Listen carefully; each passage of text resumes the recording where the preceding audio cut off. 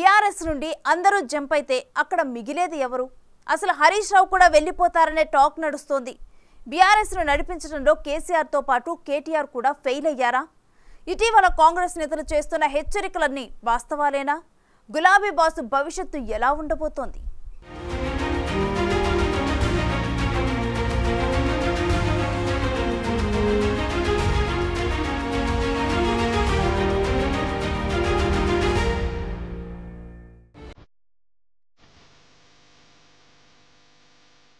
తానొకటి తలిస్తే దేవుడు ఇంకోటి ఏదో ప్లాన్ చేస్తాడట.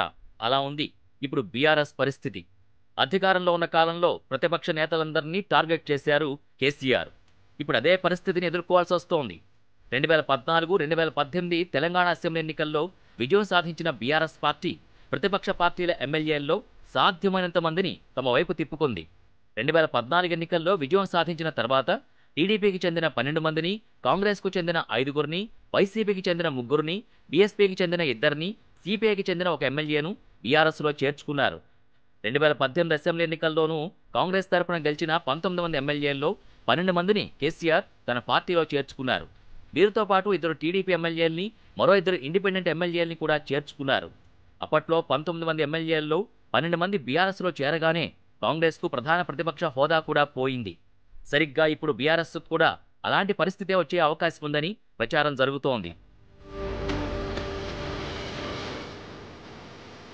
ఇప్పటికే బీఆర్ఎస్ ఎమ్మెల్యేలు కడియం శ్రీహరి, దానం నాగేందర్, తెల్లం వెంకట్రావు ఆ పార్టీని వీడి కాంగ్రెస్లో చేరారు. ఇప్పుడు మరో 22 మంది బీఆర్ఎస్ ఎమ్మెల్యేలు కూడా కారు దిగడానికి రెడీగా ఉన్నట్టు వార్తలొస్తున్నాయి.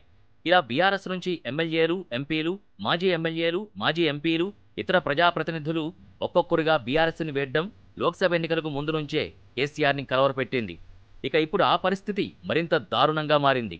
అందుకే తన అల్లుడు మాజీ మంత్రి హరీష్ రావును కూడా పార్టీని వదిలి బీజేపీలో చేరే విధంగా కేసీఆర్ ప్లాన్ బిని అమలు చేస్తున్నట్టు తెలుస్తోంది. దీంతో తర్వాత ఎన్నికల సమయానికి బీజేపీ నుంచి బీఆర్ఎస్లోకి కొంతమంది నేతలైనా తెచ్చుకోవచ్చనే ప్లాన్ వేస్తున్నారట. నిజానికి అధికారం దూరమైతే ఇలాంటి పరిణామాలుంటాయని కేసీఆర్కి తెలియంది కాదు.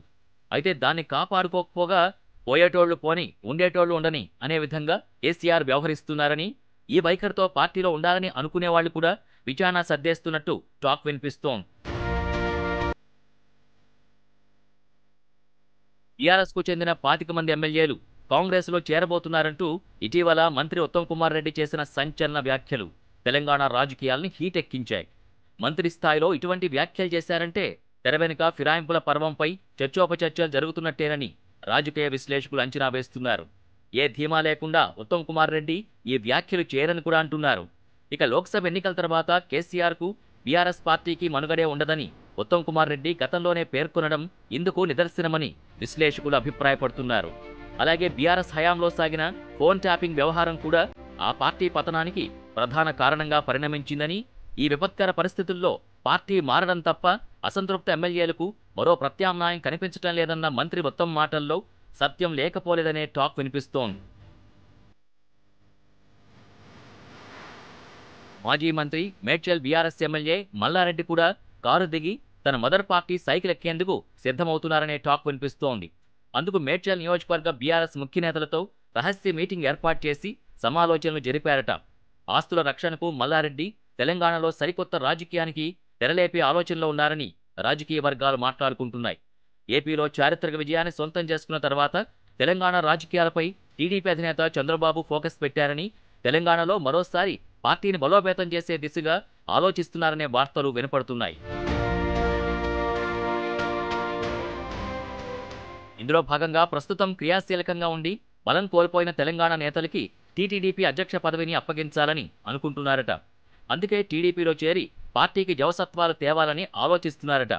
ఇక AP CM Chandrababu, Telangana CM Revanth Reddy మంచి స్నేహితులు కావడంతో మల్లారెడ్డికి కేసుల వ్యవహారంలో కాస్త ఊరట దొరుకుతుందనే దిశలో ఈ ఆలోచన చేస్తున్నట్టు తెలుస్తోంది. అందుకే మల్లారెడ్డి తెలంగాణ టీడీపీలోకి వెడితే ఆయనతో పాటుగా మరికొందరు బీఆర్ఎస్ ఎమ్మెల్యేలు కూడా తీసుకెడతారని జోరుగా ప్రచారం జరుగుతోంది. ఇక ఇటీవల మెదక్, గ్రేటర్కు చెందిన ఎమ్మెల్యేలు సీఎం రేవంత్ రెడ్డితో భేటీ కావడంతో కాంగ్రెస్లో చేరుతున్నారనే ప్రచారం జరిగింది. కానీ ఎమ్మెల్యేలు మాత్రం మర్యాదపూర్వకంగా కలిశామని క్లారిటీ ఇచ్చారు. అయినప్పటికీ మెదక్ జిల్లాకు చెందిన మంత్రితో పాటు పఠాన్చెరు ఎమ్మెల్యే గూడెం మహీపాల్ రెడ్డి భేటీ కావడం చర్చకు దారితీసింది. కానీ మంత్రి దామోదర్ రాజనరసింహతో ఎమ్మెల్యే గూడెం సమావేశం అవడంతో పార్టీ మార్పుకి సంకేతమని అనుమానాలు మరింత పెరిగాయి. ఇప్పుడు బీఆర్ఎస్ను వీడబోయే 22 మంది ఎమ్మెల్యేల్లో మెదక్ జిల్లా నుంచి 5 ఎమ్మెల్యేలు కాంగ్రెస్ గూటుకొచ్చే అవకాశం ఉందని భావిస్తున్నారు. ఇదే జరిగితే కారు పార్టీ మనుగడ కష్టమేనని, స్థానిక సంస్థల ఎన్నికలు వచ్చేసరికి బీఆర్ఎస్ ఖాళీ అయిపోతుందని రాజకీయ విశ్లేషకులు అభిప్రాయపడుతున్నారు. ఇక కేసీఆర్ ఈ పరిస్థితికి రావడానికి ఫోన్ ట్యాపింగ్ కేసు కూడా కారణమనే విశ్లేషణలున్నాయి. ఫోన్ ట్యాపింగ్ కేసు డొంక కదులుతున్న కొద్దీ కేసీఆర్ చుట్టూ ఉచ్చు బిగుస్తున్నట్టు ఆ పార్టీలో గుసగుసలు వినిపిస్తున్నాయి. ఎవరు ఆదేశిస్తే పోలీసు ఉన్నతాధికారులు ఈ ట్యాపింగ్ వ్యవహారానికి తెరతీశారు అనేది ఆధారాలతో సహా రుజువైన మరుక్షణం అరెస్టుల పర్వం మొదలవుతుందని, దీంతో కీలక సూత్రధారులే అరెస్ట్ అయితే ఇక ఆ పార్టీకి దిక్కెవరనేది కూడా పార్టీ ఎమ్మెల్యేల్లో గుబులు పుట్టిస్తున్నట్టు తెలుస్తోంది. కాబట్టి దీపం ఉండగానే ఇల్లు చక్కబెట్టుకోవడం ఉత్తమమనే ఆలోచనకి ఆ పార్టీ ఎమ్మెల్యేలు వచ్చారని రాజకీయ వర్గాలు చెప్పుకుంటున్నాయి. అదీ కాకుండా ఒంటెద్దు పోకడతో పార్టీ పేరు మార్చేసి జాతీయ రాజకీయాల్లో చక్రం తిప్పేద్దామనుకుని కేసీఆర్ బోల్తా పడ్డారని ఆ పార్టీ ఎమ్మెల్యేలే అంటున్నారు. తెలంగాణ వాదం నుంచి పుట్టిన పార్టీకి ఆ పదాన్ని దూరం చేయడం కూర్చున్న కొమ్మనే నరికేసిన చందంగా తయారైందని ఆ పార్టీలోని అసంతృప్త ఎమ్మెల్యేలు బాహాటంగానే కేసీఆర్ను విమర్శిస్తున్నారనే టాక్ ఉంది. దీనికి తోడు ప్రస్తుతం కేసీఆర్ పార్టీని పట్టించుకునే పరిస్థితిలో లేరన్న అభిప్రాయం అందరిలోనూ ఉంది. కూతురు కవిత అరెస్టును కేసీఆర్ జీర్ణించుకోలేకపోతున్నారనే టాక్ ఉంది. కవితను బయటికి తీసుకురావడానికి పడరాని పాట్లు పడుతున్నట్టు సమాచారం. ఈ సమయంలో తెలంగాణలో బీఆర్ఎస్ని నామరూపాలు లేకుండా చేసేలా 2 జాతీయ పార్టీలు పావులు కదుపుతున్నట్టు ప్రచారం సాగుతోంది. అలాగే అధికారం కోల్పోయిన తర్వాత కొద్ది రోజులకే కేసీఆర్ అనారోగ్యానికి గురి కావడంతో పాటు అసెంబ్లీ, లోక్సభ ఎన్నికల్లో ఓటమితో మానసిక క్షోభని అనుభవిస్తున్నారని, ఇక కేసీఆర్ పార్టీని కానీ రాష్ట్రాన్ని కానీ చూసుకునే పరిస్థితుల్లో లేరని ఆ పార్టీ వర్గాలు భావిస్తున్నాయి.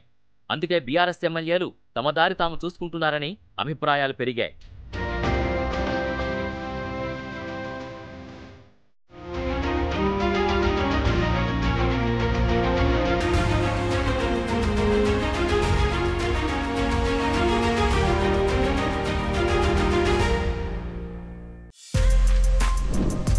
For more videos like this, subscribe Big TV channel.